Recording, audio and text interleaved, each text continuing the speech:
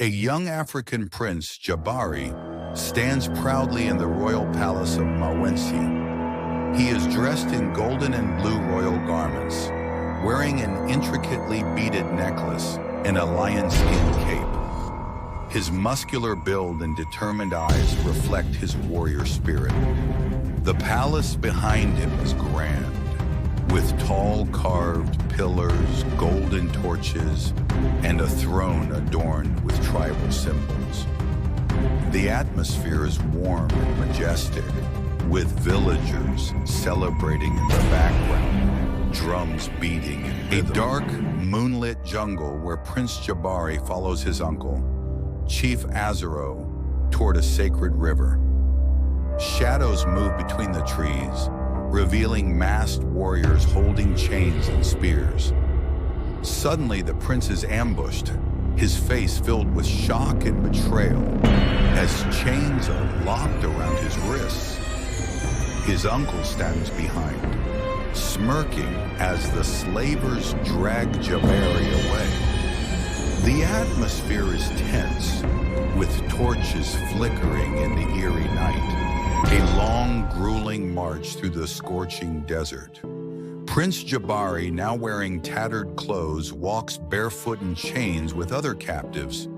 His once proud eyes are filled with pain, but not broken. The sun blazes overhead, casting long shadows, and dust swirls in the dry air. Armed guards ride horses alongside the prisoners, shouting commands. In the distance, the silhouette of a foreign city looms on the horizon. A dusty stone quarry where enslaved men break rocks under the ruthless sun. Jabari, now muscular but weary, swings a pickaxe, sweat dripping from his forehead. His back is scarred, evidence of past whippings, yet his eyes burn with determination. Guards patrol the area with whips, and other slaves work tirelessly, their faces filled with despair. The air is filled with the sounds of hammering and the distant. A dimly lit palace corridor where Princess Adama, wearing an elegant golden dress and tribal jewelry, stands nervously.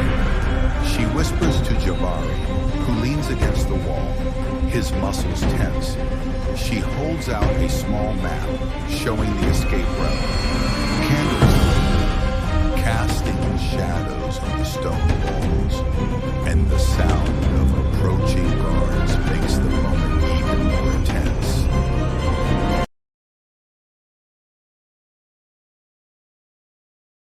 A dense jungle at night, lit only by the moon and fireflies.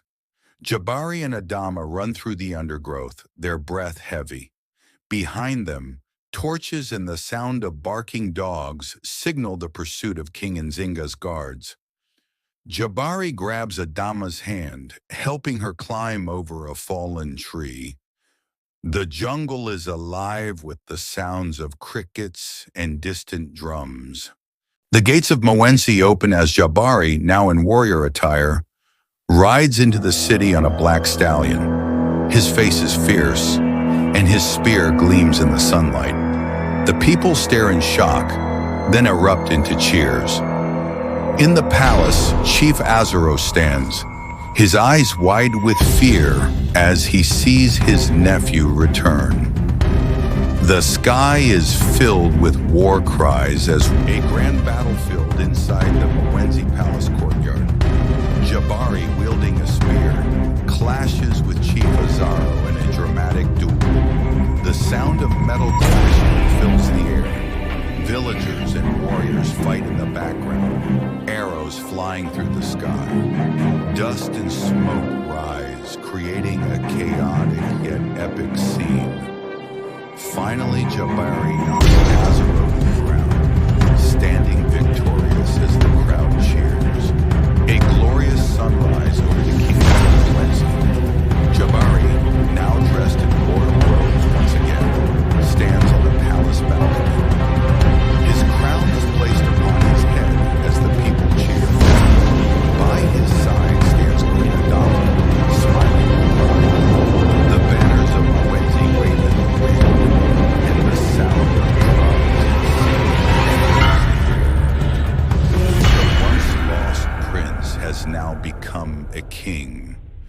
Years later, King Jabari, now older and wiser, sits on his throne, watching as children listen to a griot telling his story. The camera pans to a statue of Jabari, built in the center of the kingdom, honoring the prince who overcame slavery and became a just king. The sun sets in the background, and the griot's voice echoes. And so the prince who became a slave became the greatest king Mawenzi had ever known. Young Prince Jabari, around 10 years old, trains with wooden swords in a grand courtyard surrounded by tall stone walls and vibrant green gardens. His father, King Khalfani, watches with pride as Jabari practices with older warriors. The sun glows warmly, casting long shadows as Jabari parries and dodges, his face full of determination. In the background, wise elders discuss the future of Mawenzi, unaware of the betrayal that will come. Inside a dimly lit chamber, Chief Azaro, wearing dark royal robes and golden rings, whispers his wicked plans to foreign slavers. A map of Mawenzi is spread across a wooden table, marked with red ink for attack points. The flickering candlelight casts eerie shadows on his face as he smirks, his fingers tapping against the table. His voice is low and menacing as he finalizes the deal to betray his own blood. Jabari sits inside a cold, damp prison cell, his hands shackled to the wall.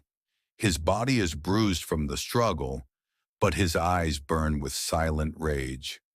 Rats scurry across the dirt floor, and the distant sound of waves hints that they are near the coast.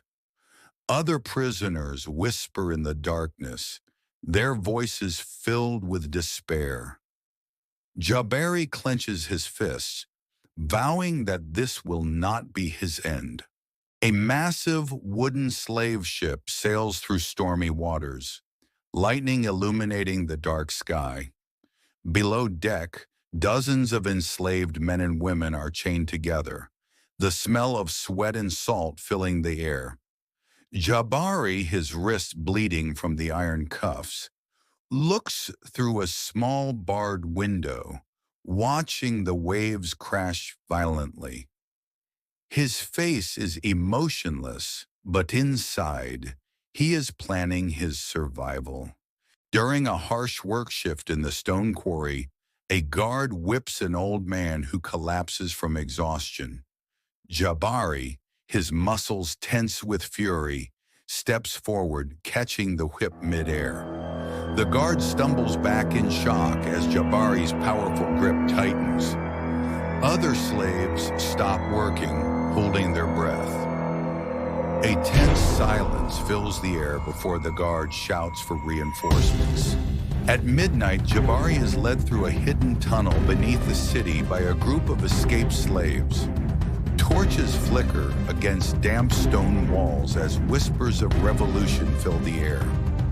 A wise elder with scars of past battles places a hand on Jabari's shoulder and says, "You are not just a warrior, you are a leader." The group nods in agreement, preparing for their rebellion. The city is asleep, but in the darkness, a group of slaves move silently through the streets. Jabari leads them, his heart pounding as they approach the guarded gates. Suddenly, an alarm bell rings. Someone has betrayed them. Guards rush in from all sides, torches blazing. Jabari grabs a fallen sword, ready to fight for freedom. A sunrise over the battlefield, Jabari stands at the front of a small rebel army, facing the slavers' forces. He wears light armor made from scavenged metal, a spear in hand. The enemy commander laughs, underestimating them. Suddenly, Jabari lets out a mighty war cry, and the rebels charge. The battle begins with arrows flying, dust rising, and the sound of war drums echoing through the valley. Jabari, now stronger and wiser, walks through the gates of Mawenzi. The people, once fearful, now bow in respect. Children run to him, and old warriors salute him. The city is alive with celebration, drums beating in triumph. Jabari kneels before his father's empty throne, his heart heavy with memories, but his spirit unbroken. Inside the royal palace, Jabari and Chief Azaro face each other for the last time. Azaro, now desperate and aging, holds a dagger in his trembling hand. Jabari, calm and towering over him, does not even reach for his weapon. "Your greed destroyed our family," Jabari says. Azaro lunges, but Jabari sidesteps, grabbing his wrist. With one final twist, Azaro falls, his reign of treachery ending in defeat. The people of Mawenzi gather in the grand courtyard, singing and dancing as Jabari steps onto the royal platform. Elders place the golden crown on his head, and the entire kingdom erupts in cheers. The camera pans to the horizon, where the sun rises over a new era of peace and prosperity. Years later, a young warrior kneels before an elder storyteller, listening to the legend of King Jabari. The elder's voice echoes, "He was a prince, a slave, a warrior, and a king. His story will never be forgotten."